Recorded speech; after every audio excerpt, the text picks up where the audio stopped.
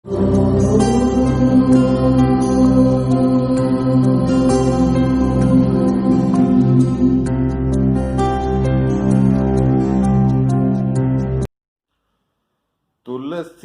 इस संसार में 5 रतन हैं सार, संत मिलन हरि कथा, दया धर्म उपकार, दया धर्म उपकार। जय सिया राम। मित्रों, स्वागत है आपका आदर्श धर्म सनातन धर्म के प्रश्नावली कार्यक्रम में। आज का विषय श्री रामचरितमानस का एक दोहा है, जिस पर व्याख्यान करने का आग्रह किया है श्रीमान जितेंद्र साहू जी ने। आपके आग्रह को स्वीकार करते हुए आज इस विषय पर व्याख्यान करते हैं, किंतु ये विषय ऐसा है जिसके व्याख्यान के लिए थोड़ा समय ज्यादा लगना स्वाभाविक है। साधारण अर्थ संत तुलसीदास जी कहते हैं कि इस संसार में अर्थात मृत्यु लोक में सिर्फ 5 रत्न रूपी सार तत्व ही हैं जो जीव के लिए कल्याणप्रद हैं, और वो हैं धर्म पर चलना, ईश्वर की भक्ति, सभी प्राणियों पर दया करना, परोपकार करना और सत्संग करना। पहला, धर्म पर चलना। तो धर्म क्या है? सबसे पहले तो हमें यह देखना है कि धर्म है क्या। तो वेद कहते हैं कि धारयति इति धर्मः, अर्थात धारण करने योग्य को धारण करना ही धर्म है। तो धारण करने योग्य क्या है, इसका मनुस्मृति में बताया गया है कि वेदाः स्मृतिः सदाचारः स्वस्य चाप्रियमात्मनः एतत् चतुर्विधं प्राहुः साक्षात धर्मस्य लक्षणम्। अर्थात वेद स्मृति सत्पुरुषों के आचरण, सदाचार का अनुकरण तथा अपनी आत्मा को प्रिय लगने वाले, आत्मा का हित करने वाले कार्य, आत्मा का हित कार्य में वो कार्य, यह 4 प्रकार के लक्षणों को धर्म कहा जाता है और यही धारण करने योग्य है। गीता में भगवान श्री कृष्ण कहते हैं कि यद्यदाचरति श्रेष्ठस्तद्देवेतरो जनः सा यत् प्रमाणं कुरुते लोकस्तदनुवर्तते। श्रेष्ठ पुरुष जो आचरण करता है, अन्य पुरुष भी वैसा वैसा आचरण करते हैं। वह जो कुछ प्रमाण कर देता है और समस्त मनुष्य समुदाय उसी के अनुसार आचरण करने लग जाते हैं। अन्ये तवे, आगे कहते हैं, अन्ये तवेवम जानतः श्रुत्वा नयेभ्य उपासते और ते अपि चातितर अन्तेव मृत्युम श्रुति परायणः। परंतु इनमें से दूसरे अर्थात जो थोड़ा मंद बुद्धि वाले हैं, पुरुष हैं, वे इस प्रकार न जानते हुए दूसरों से अर्थात सद्पुरुषों से सुनकर ही उनके अनुसार उपासना करते हैं, और वे श्रवण परायण पुरुष भी संसार सागर से तर जाते हैं। इसके विस्तृत व्याख्यान के लिए आप हमारे वीडियो धर्म की परिभाषा, सत्य कैसा बोलना चाहिए, दान के रहस्य इत्यादि अवश्य देखिए। फिर दूसरा तत्व है भगवत भक्ति।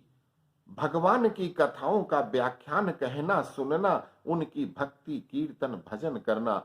गीता में भगवान श्री कृष्ण कहते हैं कि तेषां सतत युक्तानां भजतां प्रीतिपूर्वकं ददामि बुद्धि योगम तम येन मापुपयान्ति ते।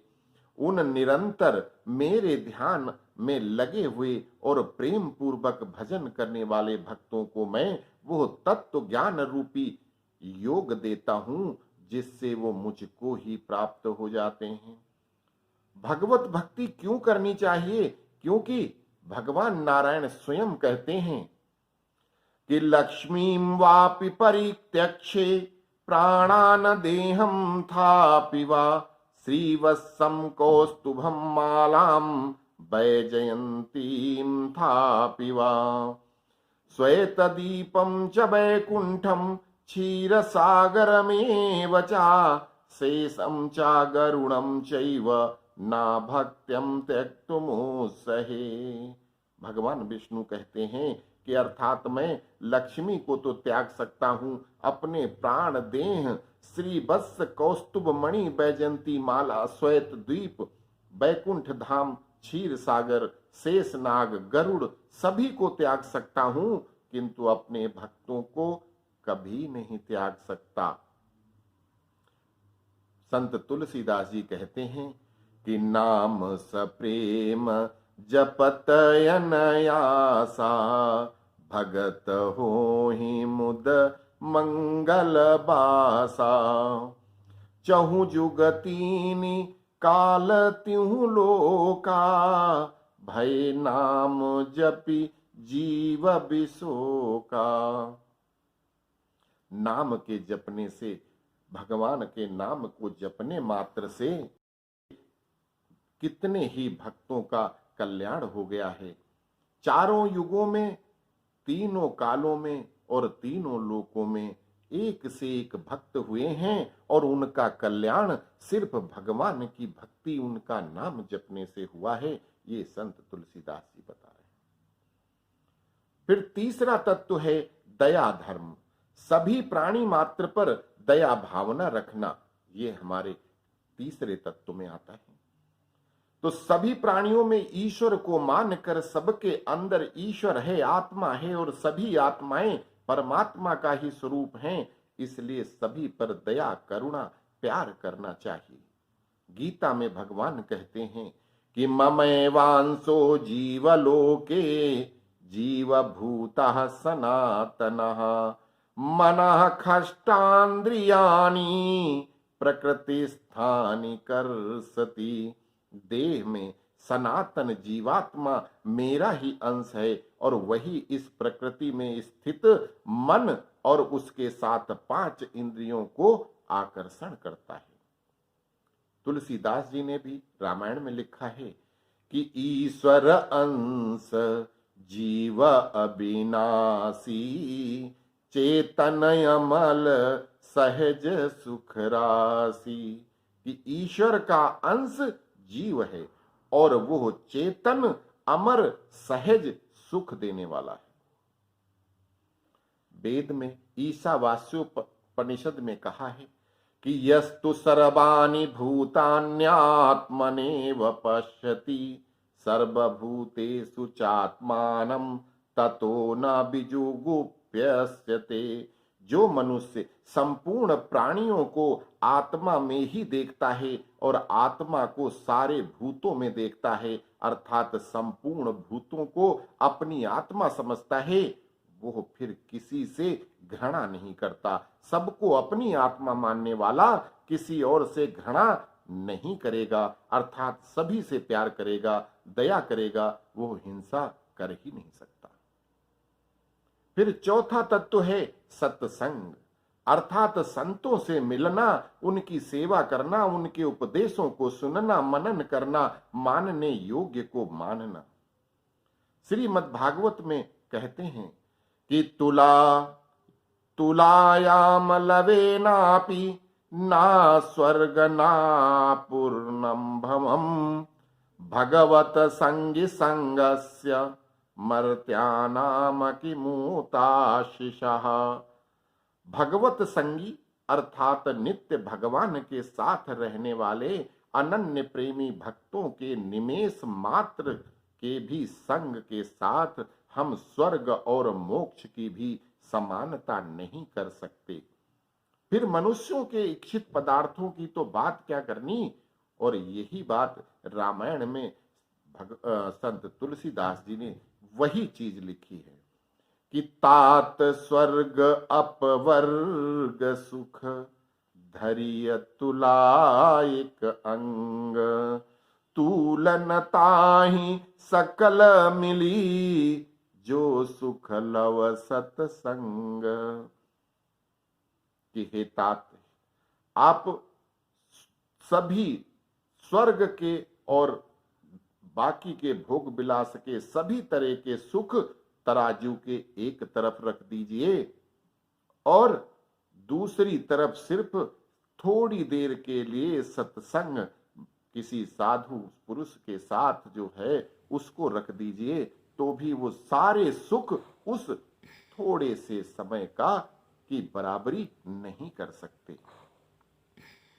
अब सत्पुरुषों के लक्षण क्या हैं, कैसे पहचाने कि कौन सा सत्पुरुष है, कौन सा बनावटी है? जिनमें समता, शांति, ज्ञान, स्वार्थ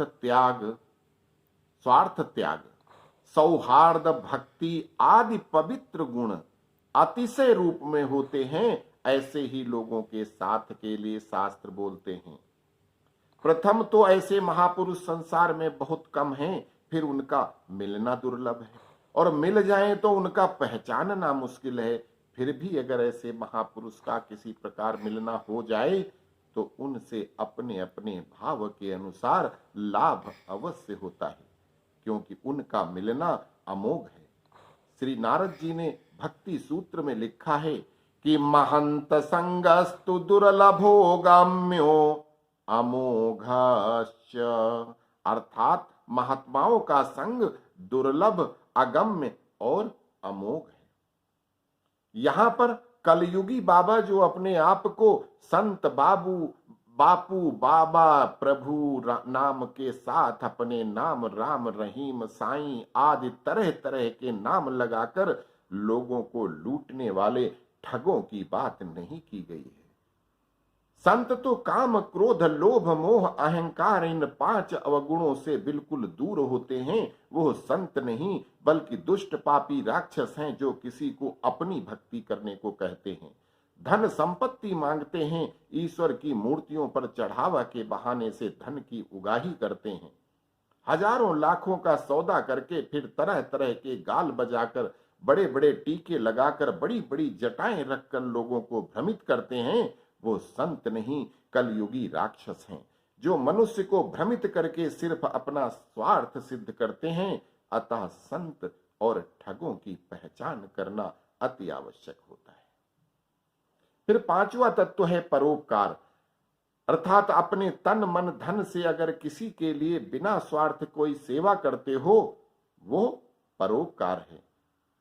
तुलसी बाबा रामचरितमानस में कहते हैं कि परहित बस जिनके मन माही, तिन कहा जग दुर्लभ कछु नाही, अर्थात जिनके हृदय में दूसरों का हित बसता है, उनको जगत में किसी भी प्रकार की किसी भी चीज के लिए कोई चीज दुर्लभ नहीं है। स्कंद पुराण में कुमार कार्तिकेय कहते हैं कि परोपकरणम येषाम जागर्ति हृदय सताम, नश्यन्ति विपदस्तेषाम संपदा स्युः पदे पदे। जिन सज्जनों के हृदय में परोपकार की भावना जागृत रहती है, उनकी समस्त आपदाएं नष्ट हो जाती हैं और उन्हें पग पग पर संपदाएं प्राप्त होती रहती हैं। गीता में भगवान श्री कृष्ण कहते हैं, लभन्ते ब्रह्म निर्वाण मृषयः क्षीण कल्मषः छिन्न द्वैधायतात्मानः सर्वभूतहिते रतः, अर्थात जिनके सब पाप नष्ट हो गए हैं, जिनके सब संशय ज्ञान के द्वारा निवृत्त हो गए हैं, जो संपूर्ण प्राणियों में के हित में ही रत हैं और जिनका बस में किया हुआ मन निश्चल भाव से परमात्मा में स्थित है, वे ब्रह्मवेत्ता पुरुष शांत ब्रह्म को प्राप्त हो जाते हैं। निष्कर्ष अर्थात यही 5 मुख्य बातें हैं जो मनुष्य को ईश्वर से मिलवाती हैं, धर्म के रास्ते पर ले जाने की प्रेरणा देती हैं। इनके संबंध में विस्तृत जानकारी के लिए आपको हमारे अन्य वीडियो धर्म की परिभाषा, सत्य क्यों और कैसा बोलना चाहिए, दान किसको दें, दान के रहस्य क्या हैं, परोपकार क्या है, विष्णुदास और राजा चोल की कथा देखिए, सदाचार क्या है, जब बच्चे को लगी प्रणाम करने की आदत, एक कहानी, महिलाओं के सदाचार, ईश्वर क्या है, क्या भगवान निराकार है या साकार है, आत्मा और परमात्मा में क्या संबंध है, वेदों के अनुसार कौन अवतारी होते हैं। देखिए उसमें उन सभी वीडियो में मैंने विस्तार से धर्म क्या है, ईश्वर क्या है बतलाया है, और उम्मीद करता हूं कि वो सारे वीडियो देखकर आपके सभी संशय दूर हो जाएंगे। अस्तु। जय सिया राम।